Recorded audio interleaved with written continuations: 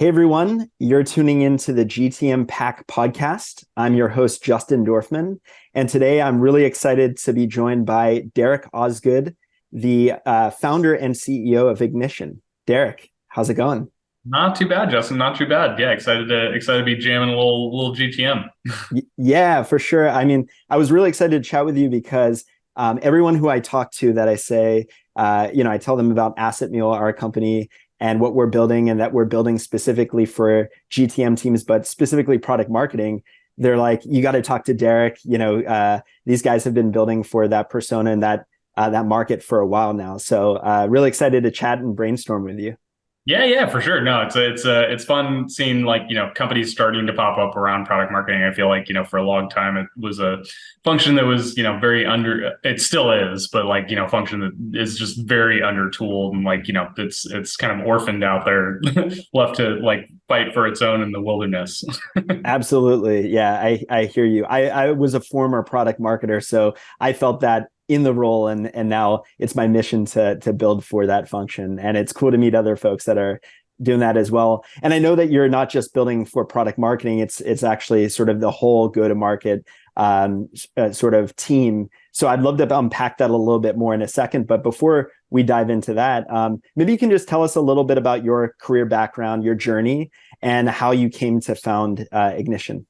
Yeah, for sure. I mean, my background, I've been actually in both product and marketing roles kind of throughout my career. So, led used to be a PM at PlayStation early on, launching big AAA games, and then I've basically been around venture-backed startups ever since. Did a lot of early stage stuff, running marketing and growth, where I was doing holistically marketing, but also a lot of obviously the early stage marketing roles, like very core product marketing, positioning, messaging, et cetera.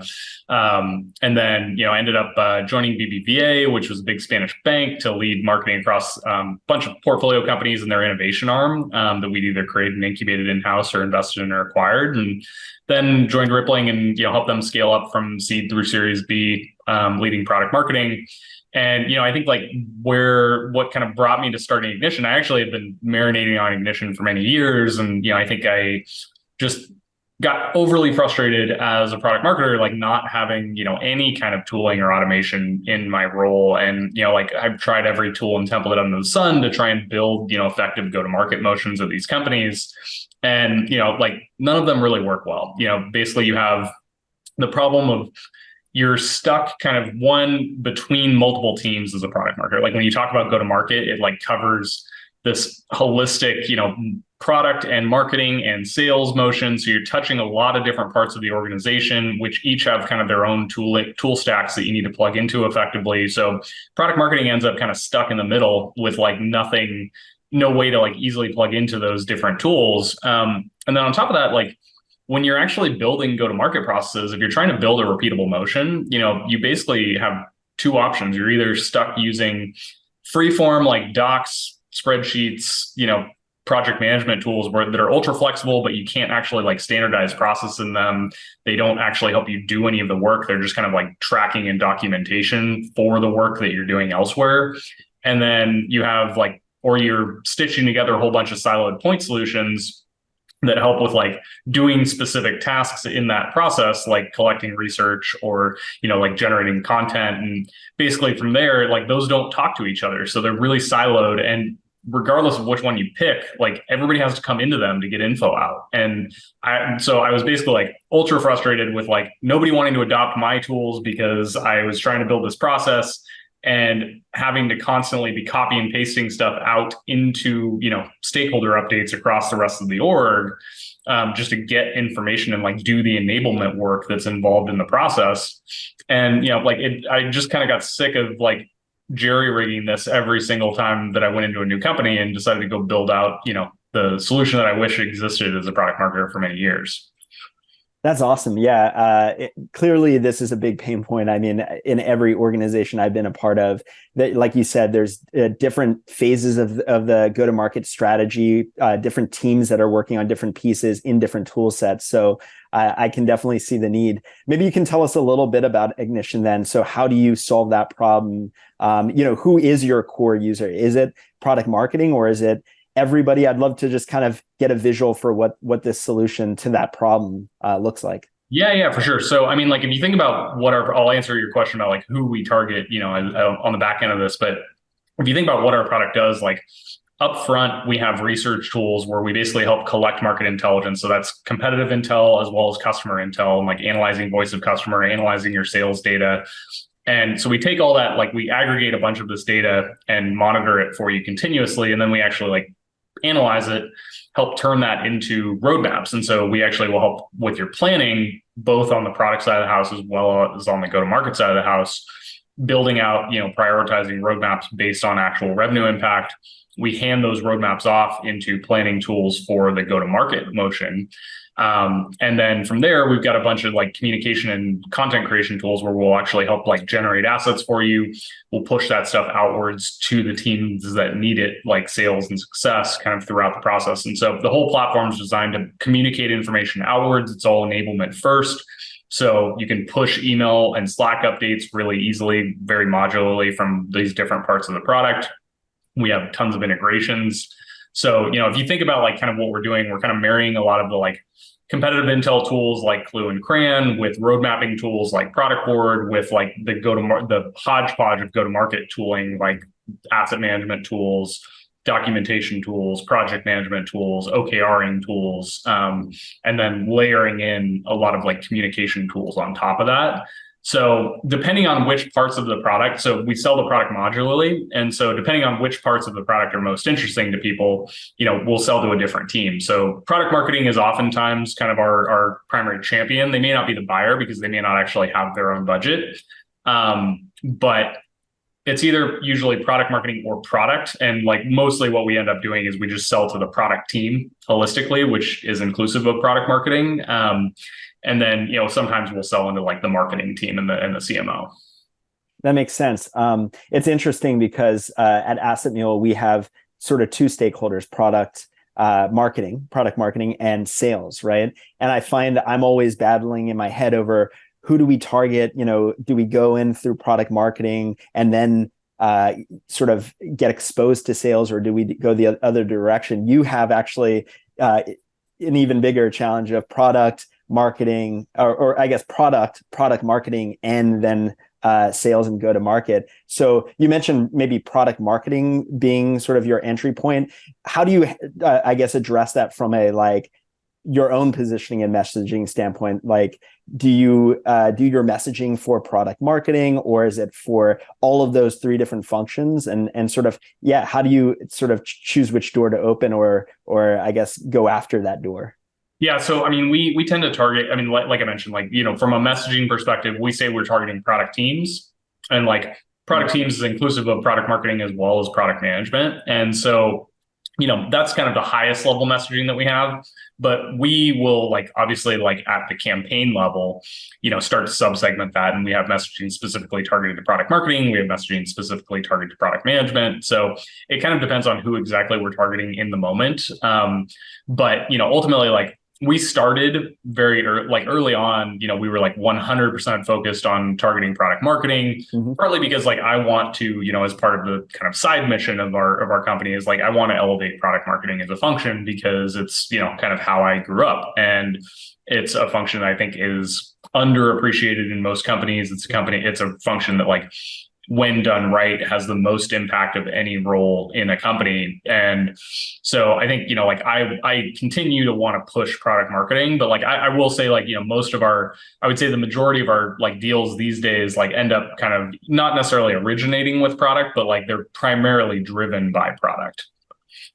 That makes sense. One other question I had for you. So I saw a post you wrote on LinkedIn about product marketing and sales misalignment. And I know there's a ton of content out there about sales and marketing misalignment. Now we're throwing sort of product into the mix. And I wanted to sort of unpack that a little bit with you. What does that look like? What are the points of misalignment between those three teams? And what are ways that you've seen companies go about addressing that misalignment? Yeah. So, I mean, I think like the product and, marketing / sales misalignment, like I would argue is like actually even bigger a bigger issue for companies than the, misalignment between marketing and sales. Like marketing and sales tend to get off base around like what story they're telling and like the messaging that they're pushing into the market. But like ultimately the ways that it manifests when you're talking about like product and marketing and sales is, marketing and sales don't know that things are getting built or launched. And so they can't actually like proactively plan anything, and they can't actually like activate the different promotional opportunities that they have to make sure that new products or features or, whatever product is doing are getting seen by customers. And so customers don't learn about the thing. Sales never captures upsell, cross-sell opportunities. Marketing ends up like telling the same story without ever being able to refresh their messaging in ways that might be more effective and convert at higher rates. So you end up like missing out on just massive revenue opportunity because product's not doing a good job of communicating the things that they're doing to sales and marketing in a timely manner, in a way that they can actually be proactive about it. The second thing is those, getting feedback back from marketing and sales, who are the closest to customers, into the product development cycle. So then product ends up building the wrong things that end up not just burning a ton of resource or development resources without actually converting into revenue, because nobody actually wants the thing in the first place. So, the ways that like we try and the simplest kind of encapsulation of how we try and solve that is like a new kind of sub feature that we just released, that we kind of build product roadmap.ai, where we will essentially like plug into your CRM data, pull from that CRM data and from the deal notes that exist in it, all the feature ideas that are blocking deals that customers are asking for. We'll pop that onto an idea backlog and actually like append the deals to those ideas, so you can prioritize your roadmap based on actual revenue impact that you could unlock. And then when those things are marked as complete on the roadmap, we go back to the sales rep and say, hey, sales rep A, like XYZ deals that you personally are responsible for just got unblocked because this feature shipped. So suddenly that feedback loop is incredibly tight between product and sale, or sales and product. And then on the marketing side, like we do the same thing. We make it just ultra easy to hand off from roadmaps into go-to-market planning motions, where you can actually help to like plan the launch itself.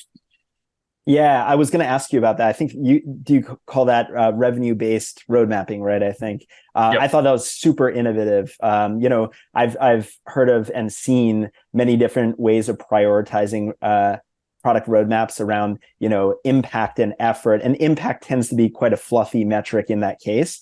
And in this case, you're actually bringing it forth to real, forecasted revenue, which is really, really smart and interesting. So that's awesome. Another question I was going to ask you was around sort of measuring the impact of product launches. I saw a post that you wrote as well that was really great on this topic. And I was wondering if you can share what you see as sort of the biggest mistakes that teams are making today when it comes to measuring the impact of product launches specifically. And what are you seeing the best teams do to really tie their product launches to real business impact? I mean, the biggest mistake that most companies make is that they don't measure their launches at all. It's like very common for product teams, for product marketing teams, for, marketing teams to go through a launch process and say, hey, we shipped the thing, and pat themselves on the back, and then, go on to the next thing, and like not ever, even think about like measuring the real impact of it. I think the next thing that companies do wrong, it's kind of like a tiered system. It's like, the lowest tier is you're not measuring anything.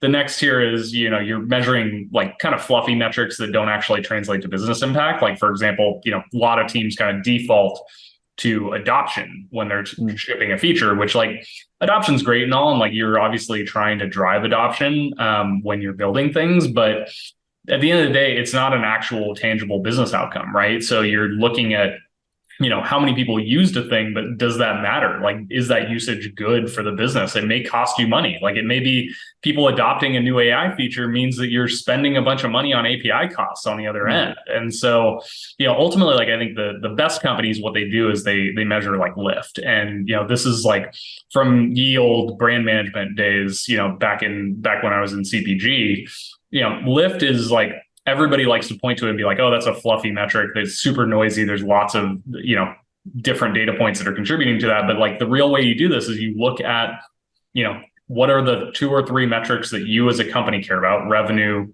net revenue retention, et cetera, and look at like before and after that launch, like within a specified window, how did those metrics like move up or down on an average basis? You could look at that on as a nominal value, or you could look at that as a rate. And depending on which one you look at, like, you can get a pretty clear picture of whether or not your launch actually had any kind of impact. And like most launches won't have an impact. That's totally fine. Like that's, it's very common for people to launch a thing and for it to not actually like move the needle in a measurable way. But your goal should be to measure these things so that you can identify the launches that are moving things in a measurable way, and then be able to actually attribute that like direct revenue impact back to the thing that you did. So I think like, it's mostly just looking at like before after states and, looking at like, how did things, contribute to incrementality in that period. Yeah, what's interesting is I tend to think of product teams as pretty data driven, right? But when you actually peel back the onion a little bit, they are data driven, but they're looking at things like usage metrics, right? And engagement with the product. And as you're saying, it's not necessarily connected to the business metrics. So that seems to be a huge sort of game changer for them to be able to, both on the road mapping and on the impact side, right? It's a game changer, and it's also something they don't always like, because like a lot of product teams like do that on purpose, right? Because they want to hide behind the fact that like, oh, we're not like actually accountable with revenue, so we can build all this other stuff that is important, that we think is important on our roadmap. And it's a lot harder to hold somebody accountable when you're measuring on a usage metric that's easier to like game. So yeah. It's bit of it is cultural too, but but yeah, definitely. For sure. And I can also see it being an amazing bridge for that misalignment that you talked about, right? Like now if you're making roadmap decisions based on deals and revenue, and you're measuring the impact of launches based on deals and revenue, suddenly you're building a bridge between product marketing and sales, where sales actually wants to know what's coming up on the roadmap and what's going to help them close that deal. So it's really interesting in that way as well to sort of build a bridge between these different teams. Yep. 100%. Very cool. You mentioned AI, and I've seen that you guys use a little bit of AI in your platform as well. Everybody's talking about AI, obviously, and how it's going to revolutionize every function and every process.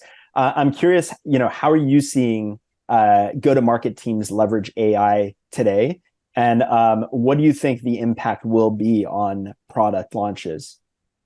Yeah, I mean, I think that there's a whole bunch of ways. And like, obviously, like when you talk about go-to-market, like it's a process that is encompassing in so many different things that, it's like I could go on and on about this and like all the different specific use cases within the process. But I try and kind of boil it down to like 3 main buckets. Like one is, people are using AI to, analyze things. So, it's taking, for example, large quantities of voice of customer data and, analyzing like key thematics that are coming out from customer conversations and like common feature requests. The second one is like they're generating stuff, and they're actually using AI to, create, in our case, like plans, building out go-to-market plans in a more repeatable fashion. Or for example, like I was talking about the revenue-based road mapping, like building out roadmaps. Or they're generating like content, and they're generating assets, they're generating, collateral for their marketing and sales teams. And then the third bucket is like enablement, and that's like knowledge-based management, where, essentially what you're doing in these cases is taking whatever your knowledge base is. And in our case, like that's all the data that lives in Ignition, your documentation, your roadmaps, your collateral that you've created, et cetera. And then you're making it like accessible via kind of ChatGPT style experiences, where people can come in and free form, like ask the questions that they would otherwise ask, in Slack or elsewhere. So I think like those are probably the 3 big ones that I'm seeing. I mean, there's obviously like other use cases within that, and you could kind of sub-segment it in a bunch of different ways. But yeah. That seems like a really exciting future, I think, and I can imagine product managers really enjoying not getting that Slack message for the 100th time. What's the next thing that we're launching, or when are we launching this? So that's very cool. I guess last question for you, thinking about the future for Ignition, what gets you most excited? What is like your vision for the next couple of years, and that sort of gets you up every day excited to sort of continue on this mission?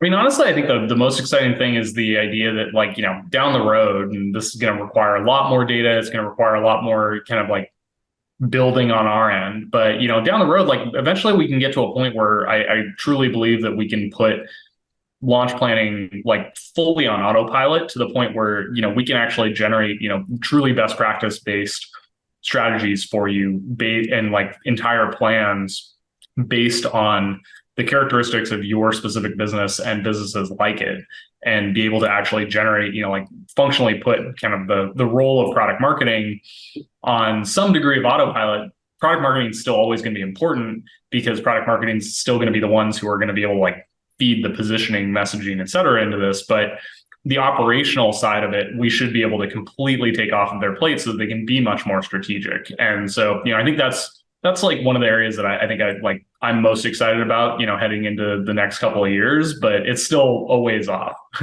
Yeah, no, that's a future I'm super excited about. I hear it every day from product marketers that they're constantly getting pulled into the tactical order taking sort of tasks, right? And where they feel like they're having the most impact is on the strategy and the positioning and the messaging, and anything that can sort of keep them focused on that area where they have the most impact and take care of the tactical tasks, I think is awesome. So I'm excited to see you guys continue to build that future. If other folks in the audience here want to follow along, learn more about Ignition, where's the best place for them to go to learn about you guys and follow you on your journey? Yeah, best move is our website is haveignition.com. And then if you want to, get in touch with me, I'm on LinkedIn. It's Derek Osgood 3, I think, is my username on there. And love for folks to reach out. Awesome. Well, Derek, thanks again for joining us today, and have a great day over there. Yeah, likewise. You too.